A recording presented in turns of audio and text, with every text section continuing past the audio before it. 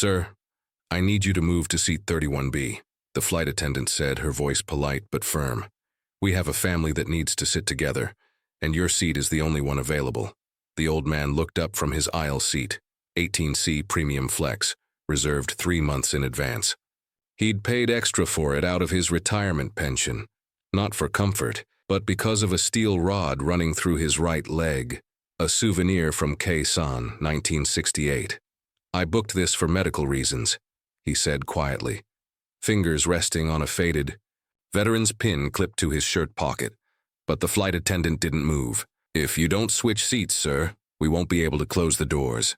So he stood, slowly, his right leg locked up as he tried to pivot in the narrow space.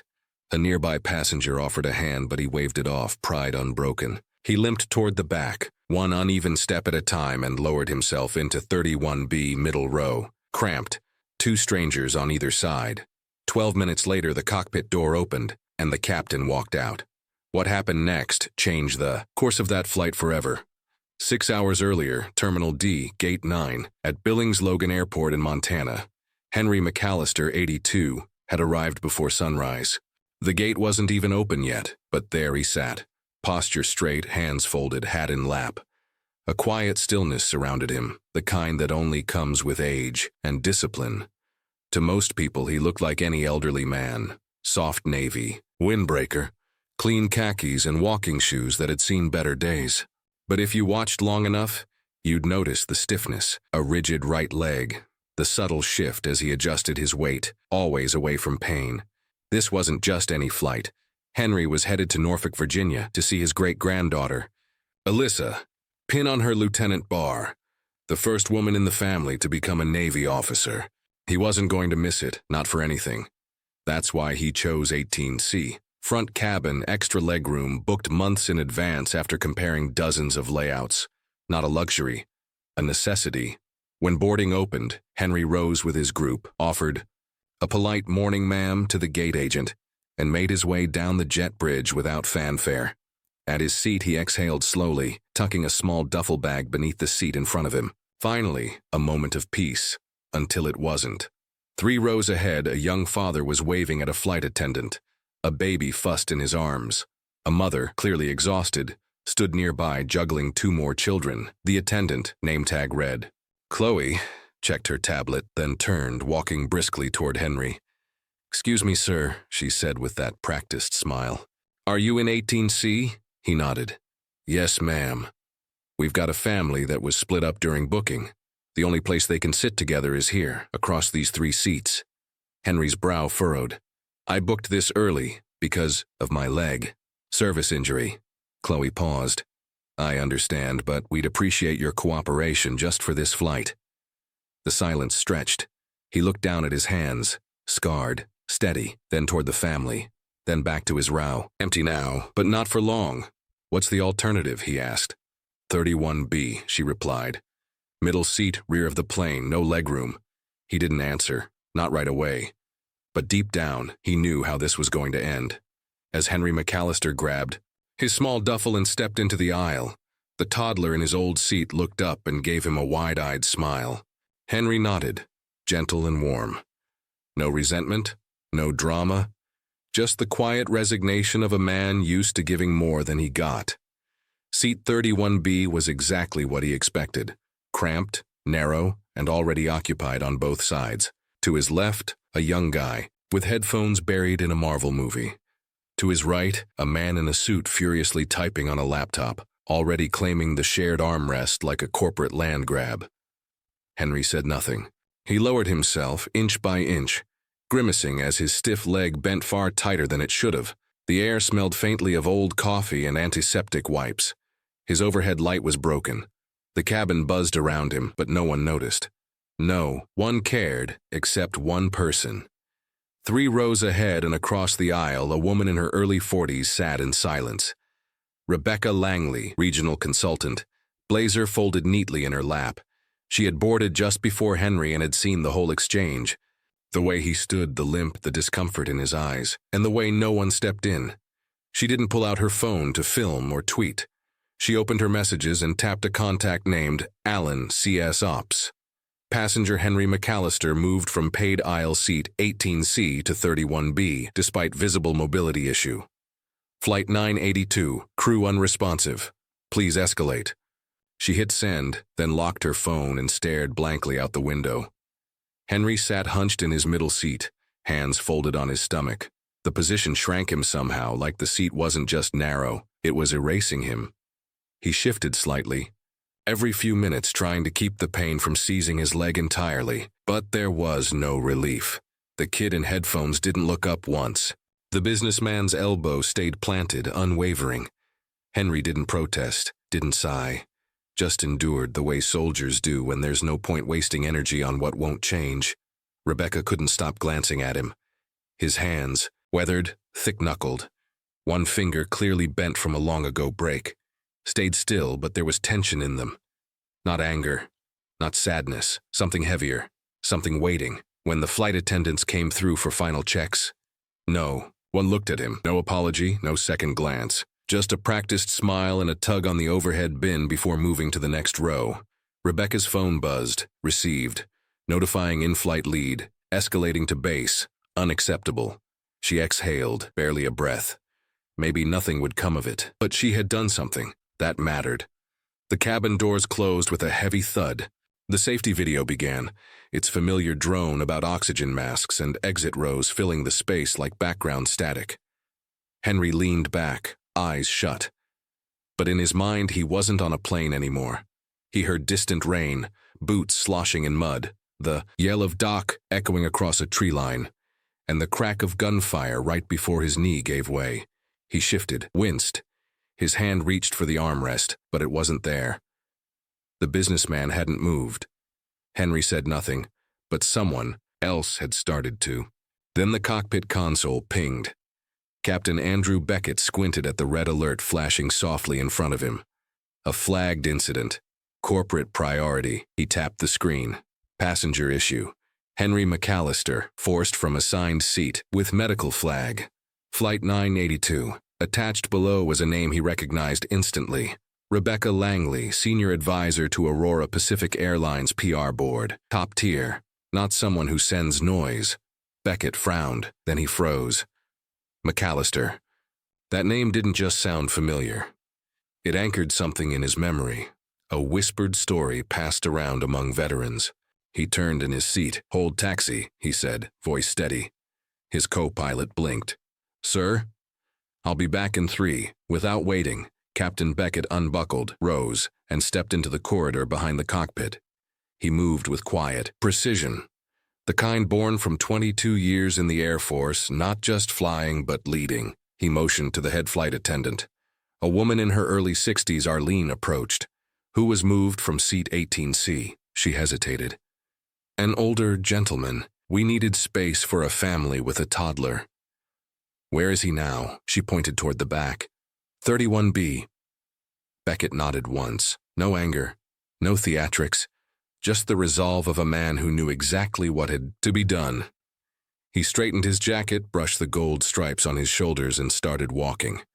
Row by row, passengers turned. The hum of conversation dulled. No announcement, no explanation, just a shift in the cabin, the kind you feel. Before anyone speaks, Rebecca saw him first. As Captain Beckett approached row 31, eyes followed him, breaths held. Henry McAllister sat silent, his face drawn, his body compacted into the narrow space.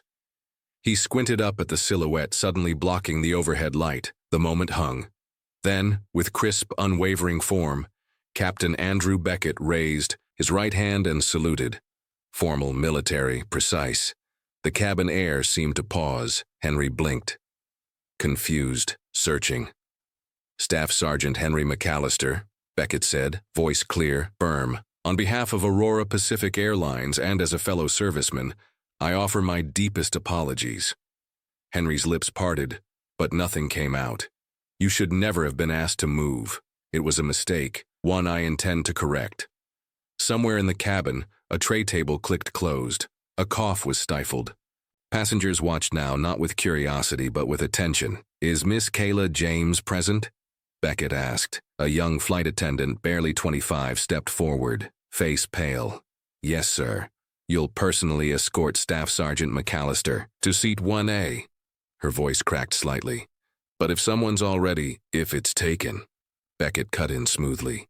Ask for a volunteer. If none step forward, explain that the captain of this flight is requesting that seat for a decorated combat veteran. Henry shifted as if to protest, but Beckett lifted a hand. Let us make this right. The college kid beside him removed his headphones. The businessman pulled his elbow away, quietly embarrassed. Henry rose slowly. His knee buckled, just slightly, but Beckett was there, steadying him. No words needed.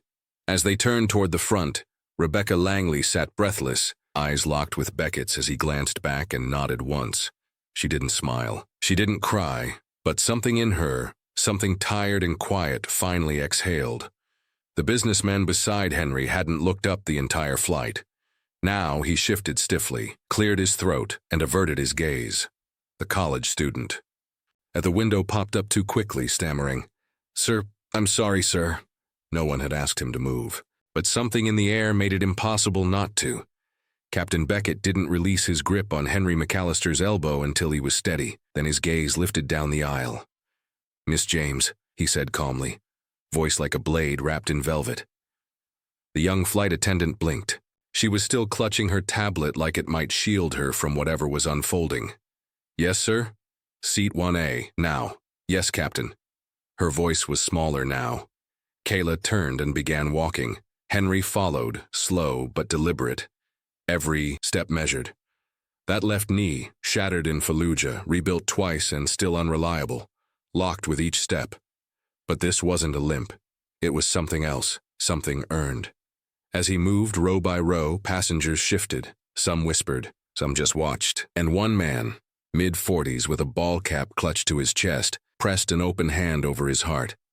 No salute, but close enough. Rebecca Langley didn't reach for her phone.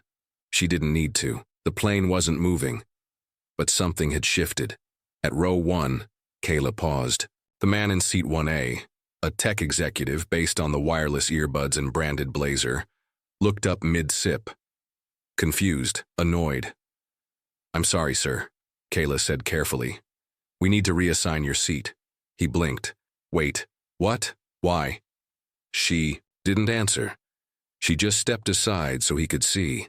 When the man turned and saw Henry McAllister, the creased duffel bag, the sun-damaged skin, the posture of someone too proud to ever ask for anything, his face changed. He stood. "It's an honor, sir," the man said quietly. Henry nodded, not trusting his voice. Captain Beckett turned to Kayla.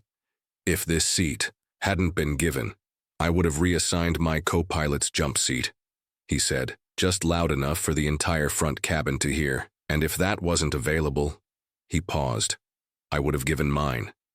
Kayla blinked, but she said nothing, because it wasn't meant for her. It was meant for every person listening, and they all were. Henry lowered himself into the wide leather seat of 1A. It wasn't just the extra legroom, it was the silence around him, the shift in atmosphere, the dignity. A flight attendant brought him a blanket, a bottle of water, another apology, but that's not what cracked him. It was the voice. Halfway down the cabin, a man stood.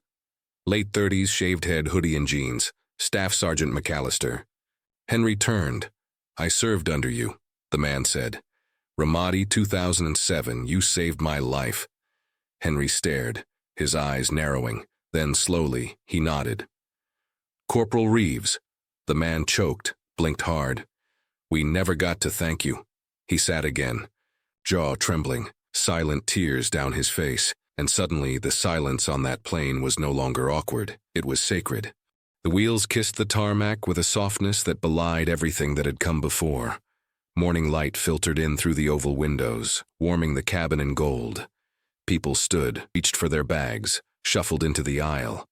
But Frank Delaney didn't move. He sat still in 1A, shoulders square, hands folded, heart steady. For the first time in a long time, he didn't feel invisible. The flight crew didn't rush him. They didn't give the usual scripted smile. They paused one by one to thank him, not because of rank, not because of duty, just because they meant it.